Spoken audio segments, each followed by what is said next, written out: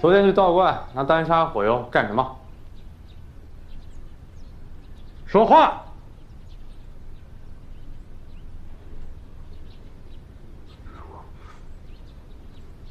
我左边上衣口袋里有一枚戒指。梁德志，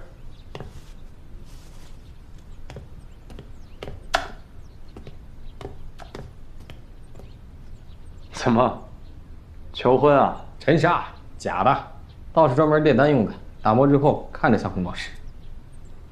这只是权宜之计。等我有一天飞黄腾达，我会给他买个真的，全北京最美最大的红宝石。全北京最大最美的红宝石呀，在我手里！有人想买，小爷不想卖。哈哈哈！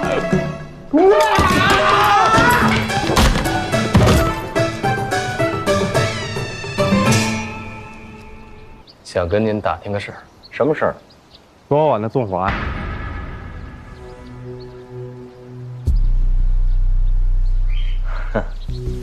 在下是个闲散人，平时就爱唱个小曲儿什么的，哪知道这些？梁爷，这就是您的不对了。北京城黑白两道就没有您不做的生意，这么大规模的兴风作浪，除了您还有谁啊？赵公子话可不能乱讲。怎么着，坑完我的手下，现在轮到我了。宋掌柜是你的人。宋掌柜就是个小虾米，这位梁先生才是京城真正的大禹。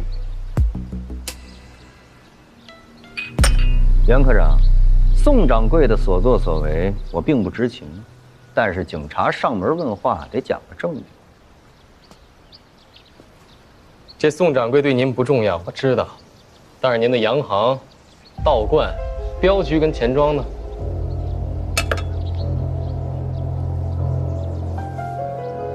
这在京城，梁爷您的门脸儿少说也得有100多家吧。您要是真想有证据，那我们就一间间封锁，一间间查，查上个1年半载的，您看如何？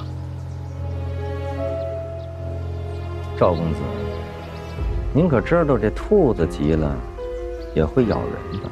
您看这是哪儿的话呀？这兔子放着胡萝卜不吃，非得吃那野草干嘛呀？我们知道这事不是您干的，那就好好查查，总不能耽误您做生意不是？这是昨天失踪人的名单，梁先生不妨先排查一下。怀疑我，还让我字正腔圆？你们这哪是警察呀？分明就是强盗。那要不这样，那宋掌柜啊，就待在牢里，别放出来了。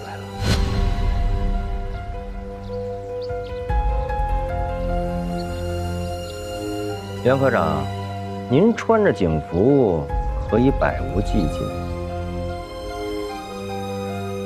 赵公子呢？你敢保证24小时都护着他？你可以试试。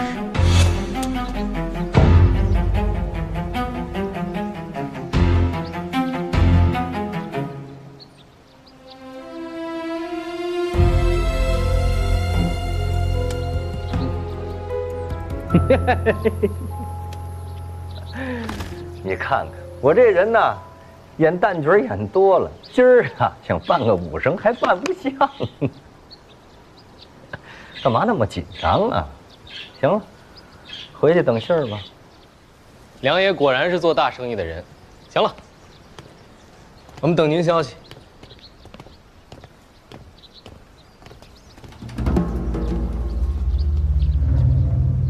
欺人太甚，要不要？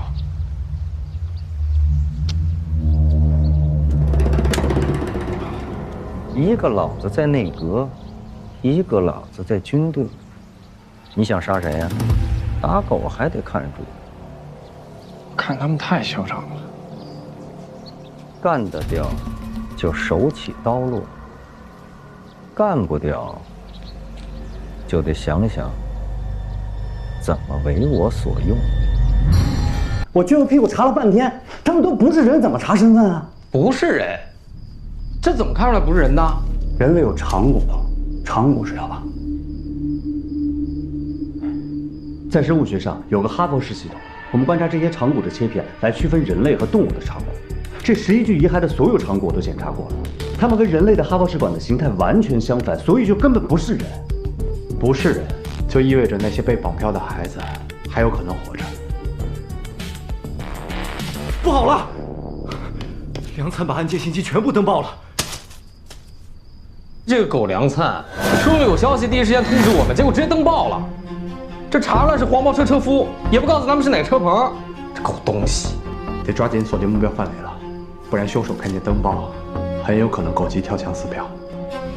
昨天晚上6点，我儿子在北海公园附近丢的，我孙女在东四牌坊丢的，我儿子在倚兰城门口，松毛图书馆，西瓜胡同，那文津街。我车丢了，6点东四南大街，不光是车，还有猴呢。东四牌楼有一个黄包车车棚。孩子们，来吃饭了啊！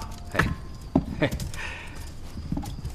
来，哎，给，慢点啊！哎，慢点。爷爷，我们什么时候才能回家呀？哎，不急啊，你们家呀有急事儿，等2天啊。我不想吃馒头，馒头好难吃，我要吃蛋炒饭。我要吃巧克力，我想喝可口可乐。哎，别吵了，别吵了，别吵了！我这儿啊有糖果，你们先解解馋啊！哎，好，慢点啊！哎，都有啊，慢点。好吃。哎。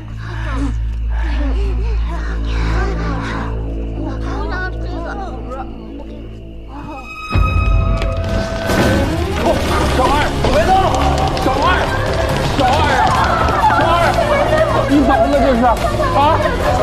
哎，孙子，醒醒！亲什么？你给孩子吃什么了？馒头、糖果。不对，要送医院。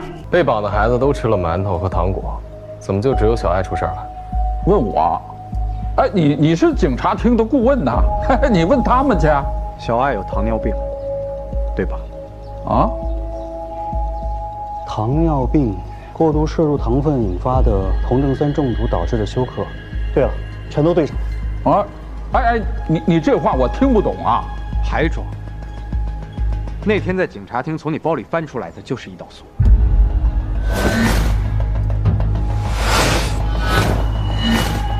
那处方上写的是你的名字，糖尿病有概率隔代遗传，所以小爱也是因为糖尿病才晕过去的。你明知道不是那老头毒害小爱，可为什么还要隐瞒？难道说你还有更大的阴谋？我有什么阴谋啊？是那帮车夫绑架了我的孩子，他们应该付出代价。绑架孩子的确实是车夫。昨天晚上我们也抓获了指使车夫行凶的车霸张三。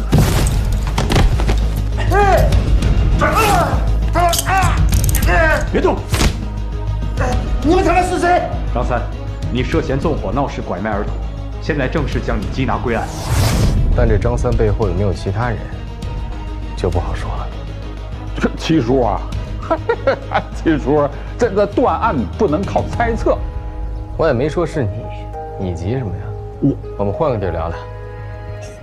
哎，没有证据，你们不能抓我。大侄子，我劝你呀，老实交代，咱也是亲戚一场。这个袁科长啊，办案不那么讲究，万一他一会儿真有一个不开心，七叔可帮不了你。我招什么呀？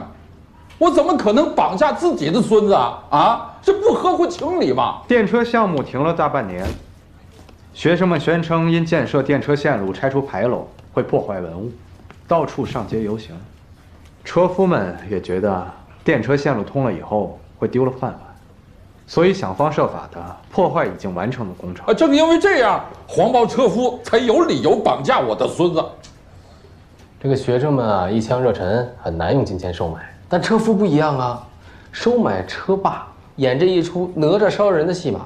哎，等这个拆牌楼改变北京风水的舆论愈演愈烈，满城风雨，再引警察抓人，孩子没死，车夫被抓，既解决了这个游行的学生，又栽赃给了车夫，舆论不攻自破。电车项目也可以顺利的开展出来啦。哎呦，你说的这些只是推测。哪吒烧人的那天晚上，北京城各处都有人亲眼所见呐。哪吒那个风火轮穿过人身，烧成灰烬，那岂能是我能操纵得了的吗？大侄子，你说这么简单的戏码就别拿出来丢人现眼了。趁天黑看不清人脸儿，找一个人形生物挂在牌楼上，他们呢这么一左一右躲在牌楼后面，在车轱辘上绑一圈棉花，点着了火，掉到半空，棉花一烧，火苗乱窜，在半空中东倒西歪，到处乱飞，这才看着跟哪吒的风火轮烧人似的。所以，查一下张三管辖的车轱辘上有没有火烧痕迹，就有证据了。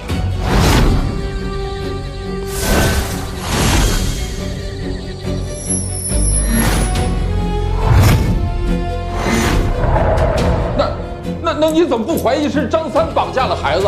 他才以此要挟我停工啊！10多个孩子，但凡要拿他们要挟，就不会毫发无伤的在车棚里待一宿。他连牌楼上烧死的人都是假的。大侄子，你说你绑架就绑架，你偷什么猴啊？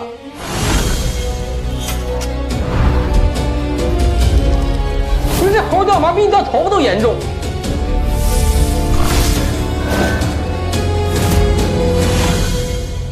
空口无凭，我根本不认识张三，谈何我指使他呀？确实，你这本来没证据，张三呢也讲义气，把所有这个罪啊全都揽自己身上了。但是您啊，错就错在还是太大方。你说好好的，你送的什么表啊？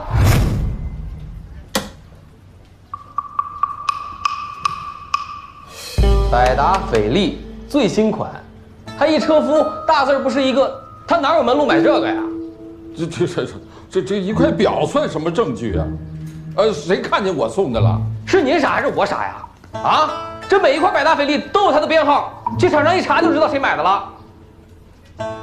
哦，提醒你一下，我姐百达翡丽超级客户，要不要我叫人查查去？七叔，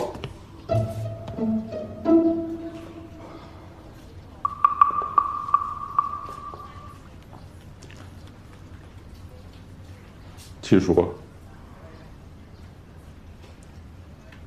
您是大家大业，怎么能体会到我们小门小户生活的不易呀？这几年，为了电车厂，我们家弹尽粮绝了，上头压力又大，项目本来就推进困难，学生们有抗议游行，哪成想我输了个底儿掉，我连孙子都快赔进去了。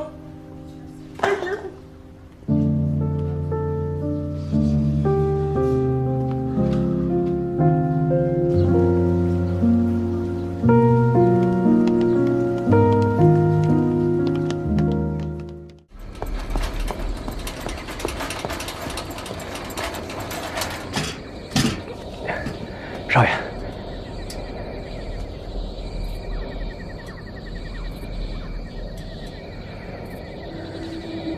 我不让你去南池子吗？去哪儿啊？啊，你这么认路啊？少爷，有个漂亮小姐给了车钱，让我一定把您拉到这儿来。漂亮小姐？她叫啥？您自己的风流债，干嘛问我呀？哎，你这狗东西，你再给我说一遍啊！你嘲笑我是吧？啊！喂，别走啊！你帮我带走啊你！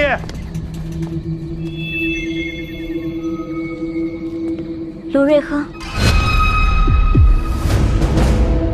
卢瑞亨，巧儿，